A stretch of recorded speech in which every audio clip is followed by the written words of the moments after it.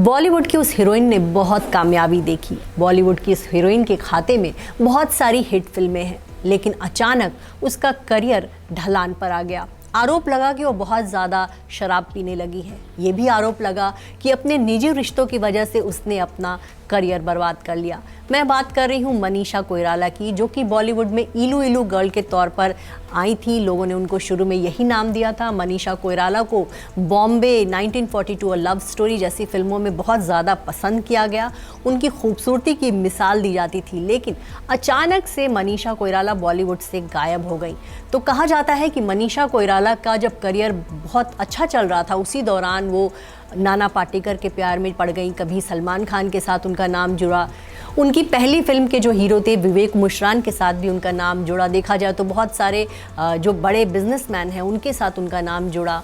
कई सारे अफेयर्स उनके हुए, लेकिन नाना पाटेकर के साथ जो उनकी कहानी है वो सबसे ज़्यादा चर्चा में रही। दोनों फिल्म खामोशी के सेट पर मिले थे और उस दौरान नाना पाटेकर पहले से शादीशुदा थे और मनीषा कोइराला अपने से उम्र में काफ़ी बड़े नाना पाटेकर के प्यार में पड़ गई। यहाँ तक कि वो उनके साथ शादी तक करना चाहती थी और नाना पाटेकर की पत्नी और बेटा जो है उनसे अलग रह रहे थे। कहा जाता है कि मनीषा कोइराला उनसे शादी करना चाहती थी, लेकिन इसी दौरान जब मनीषा और नाना का अफेयर चल रहा था, नाना पाटेकर की लाइफ में आयशा जुल्का की भी एंट्री हो गई थी।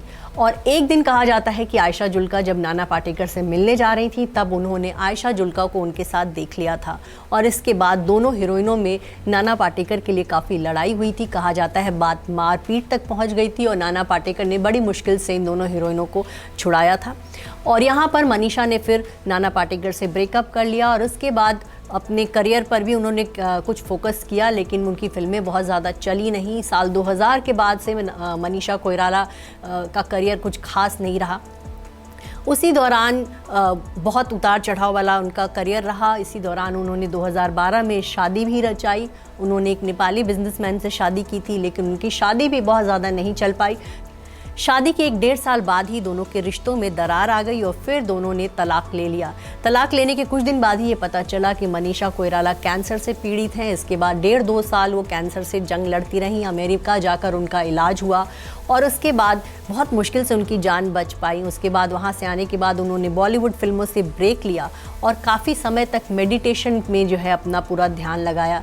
अब मनीषा कोइराला ने एक बार फिर से जो है बॉलीवुड में कमबैक की कोशिश की है। पिछले दिनों वो शहजादा फिल्म में नज़र आई थी और उस फिल्म को, हालांकि वो फिल्म बहुत ज़्यादा चली नहीं, लेकिन इसके अलावा भी बॉलीवुड फिल्मों में वो जो है अब साइड रोल्स करती हुई नज़र आती हैं। लेकिन एक ज़माना था जब मनीषा कोइराला के जो है लोग बहुत दीवाने हुआ करते थे। मनीषा कोइराला हिट फिल्मों की गारंटी मानी जाती थी, अपनी खूबसूरती के लिए बहुत ज़्यादा चर्चा में थी, लेकिन कहा जाता है कि नशे की आदत उनको ऐसी लग गई थी और साथ ही उनके जो निजी रिश्ते थे उनकी वजह से जो है उन्होंने करियर पर ध्यान देना बंद कर दिया था और इसी तरह धीरे धीरे वो बॉलीवुड से गायब हो गई।